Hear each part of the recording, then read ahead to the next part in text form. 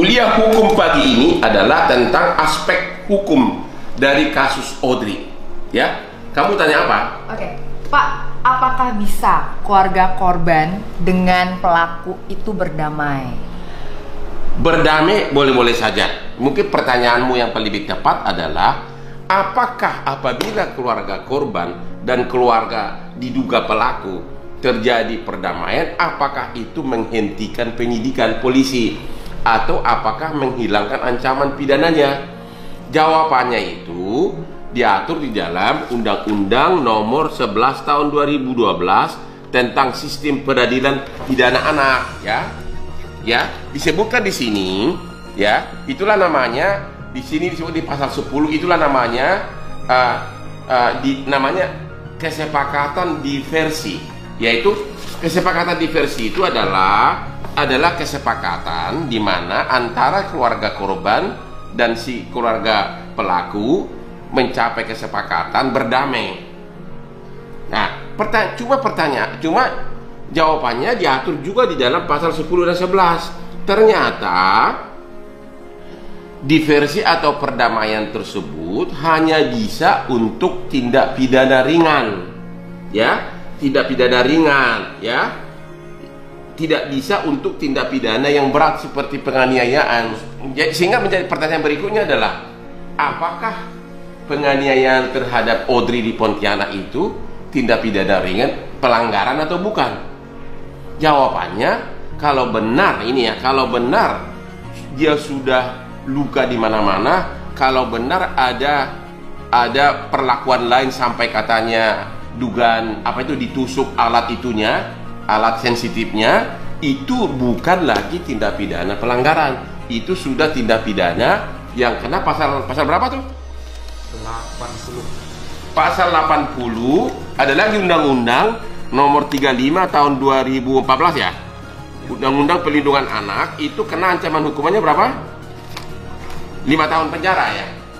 Itu merubah Undang-Undang nomor berapa?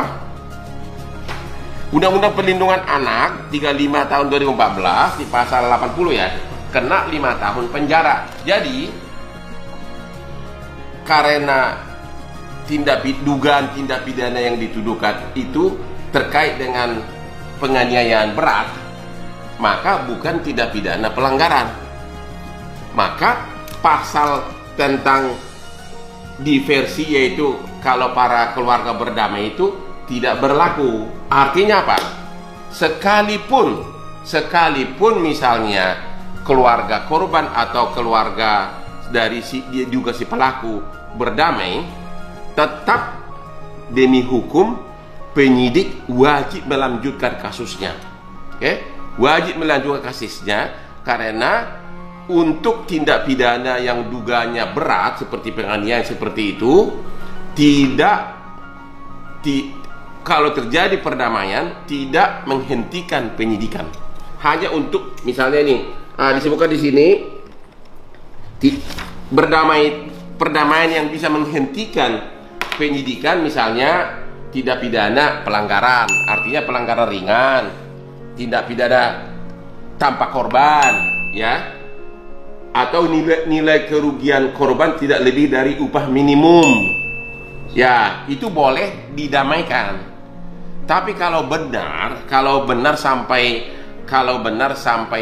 ada dugaan bahwa alat sensitif dari si korban tersebut sampai dicolok pakai alat, itu sudah tindak pidana yang sangat berat, sehingga wajib hukumnya harus penyidikannya dilanjutkan. Sehingga kalau benar si Audrey itu mengalami luka di mana-mana, bahkan alat sensitifnya pun dicolok, kalau benar ya dugaan tersebut kalau benar, harusnya si pelaku itu yang diduga pelaku sudah tidak bisa menghirup udara bebas lagi, harusnya sudah ditahan. Alasan di bawah umur tidak tepat karena sudah ada undang-undang berapa tuh? Sudah ada undang-undang tentang peradilan pidana anak, ya, yaitu Undang-Undang Nomor 11 Tahun 2012, yaitu orang yang anak di bawah umur pun berapa umurnya? Umur berapa? 12 12 sampai sebelum umur 18 tahun. Umur 12 sampai sebelum 18 tahun, itulah yang disebutkan dengan yang dikategorikan sebagai anak yang bisa diadili kan? Ya. Jadi bisa diadili dan juga bisa ditahan. Itulah aspek hukumnya dari kasus Audrey. Ya. Jadi kalau memang benar tuduhan-tuduhan yang ada di media sosial sudah sampai ke mancanegara, kalau memang itu benar, memang tidak ada alasan lagi untuk tidak segera penyidikan dimulai, tetapkan tersangka dan segera dilakukan penahanan. Ya, kira-kira begitu, ya. Kira-kira begitu. Karena ini sudah sangat melukai hati masyarakat. Ya. Dan saya sendiri pribadi siap membantu si keluarga korban dari aspek apapun. Bahkan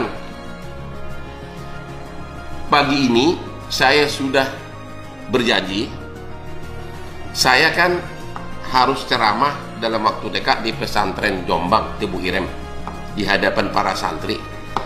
Mereka sudah kirim saya uang untuk honor saya ke Jombang, untuk honor ceramah.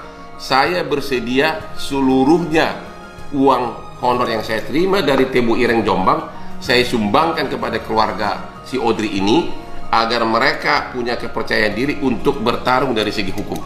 Ya, mereka harus bertarung dari segi hukum. Ini tidak.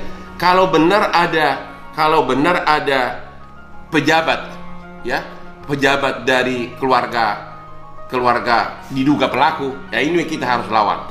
Mohon kepada wartawan semuanya di Pontianak harus segera dibeberkan siapa pejabat yang kalau diduga benar dia backing di belakang. Oke? Itulah ceramah hari ini dari Hotman Paris.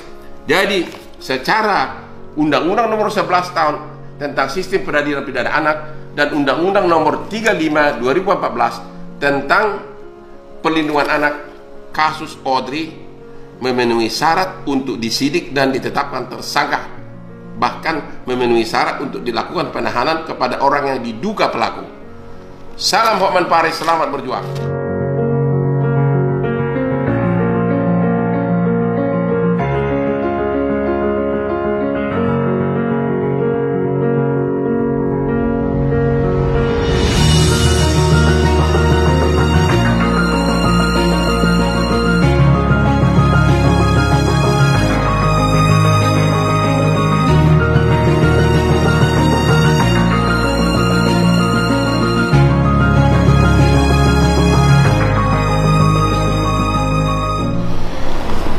Inilah bukti-bukti sejarah kekerasan terhadap anak, di mana saya pernah membela seorang pemuda Sumba yang bekerja sebagai pembantu rumah tangga yang oleh majikannya dituduh dia membunuh Angeline di Bali. Setelah melalui persidangan yang sangat pelik, saya dapat ilham waktu saya di pesawat. Waktu saya di pesawat dalam penerbangan dari Jakarta menuju Denpasar untuk menghadiri sidang, saya tiba-tiba menemukan visum dalam kasus tersebut, di mana disebutkan bahwa di dalam tubuh si korban, si Angeline ini, ada 33 luka. Langsung saya kepikiran, kalau 33 luka tidak mungkin dianiaya dalam hanya satu hari. Pasti penganiayaannya sudah berlangsung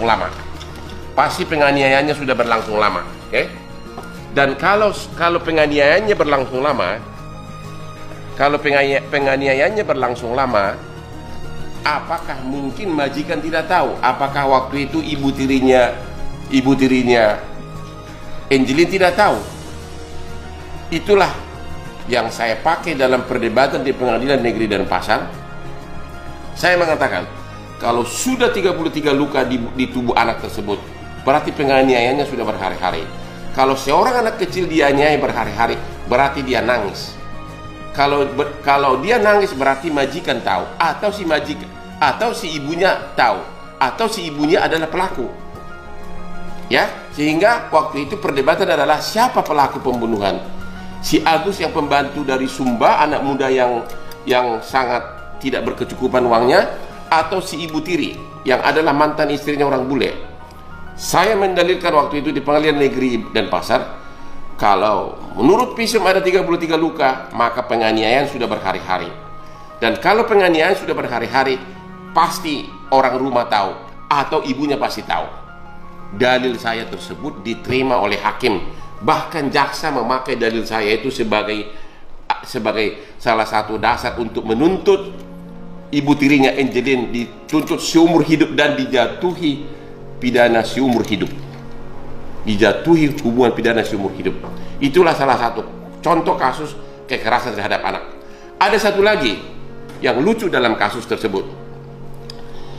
Di tempat tidur dari si ibu tiri ini ditemukan darah. Ya, ditemukan darah. Dan waktu itu kuasa hukum dari ibu tirinya ini ya mengatakan itu darah kucing. Saya memberikan argumentasi yang rada lucu di pengadilan. Saya mengatakan begini, emang kucing di Bali datang bulan atau menstruasi di atas kasur? Bagaimana mungkin darah kucing ada di tempat tidur majikan? Semua ketawa, tapi masuk logika. Itulah dalam pembunuhan anak kecil di Bali yang saya pakai argumentasi. Saya 30 kali terbang ke Bali atas biaya sendiri. Hal lain yang sangat menarik adalah dalam kasus Angeline, ternyata mayat tersebut ditemukan hanya kurang lebih 3 meter dari 3 atau 5 meter dari kamar tidur dari si ibu tiri yang sebelumnya ada lubang. Padahal si ibu tiri tersebut tiap hari memberikan makan ayam karena lubang tersebut di kandang ayam. Bagaimana seorang ibu tiri tidak curiga kenapa tiba-tiba lubang ini sudah ditimbun rapi? Ternyata dia adalah pelakunya. Itu pun saya yang mendalilkan. Hal lain yang sangat tidak disangka-sangka orang adalah pada waktu mayat Angeline ditemukan oleh polisi, ternyata cuma dikubur 10 cm di bawah tanah. Dan di bawah mayatnya ini penuh genangan air. Pada waktu itu saya tanya di persidangan, apakah dalam berapa bulan terakhir ada turun hujan di Bali? Semua saksi menyatakan tidak ada turun hujan di Bali selama 3 bulan berturut-turut. Saya mendalilkan berarti ada orang yang secara aktif menyirami kuburannya atau tempat di mana si Angeline itu dikubur agar tidak bau. Makanya air menumpuk di bawah mayatnya itu. Tentu kalau tiap hari disiramin, pasti ibu tiri tahu. Karena apa? Si ibu tiri ini kan tiap hari kasih makan di situ. Akhirnya perkara saya menangkan dan si ibu tiri dihukum seumur hidup. Honor yang saya terima saat itu adalah begitu majelis hakim membacakan putusan bahwa bukan si Agus, pemuda Sumba yang sangat miskin dari Sumba ini, bukan pelaku pembunuhan, honor pengacara yang saya terima adalah si Agus di depan persidangan langsung bersujud di kaki saya dan mencium kaki saya. Itu saya tidak bisa lupakan. Agus mencium kaki saya di depan persidangan bersujud. Selamat berjuang terus saudara-saudara. Hidup adalah perjuangan. Hidup berarti kalau kita bisa berbuat bagi orang lain. Salam Hotman Paris.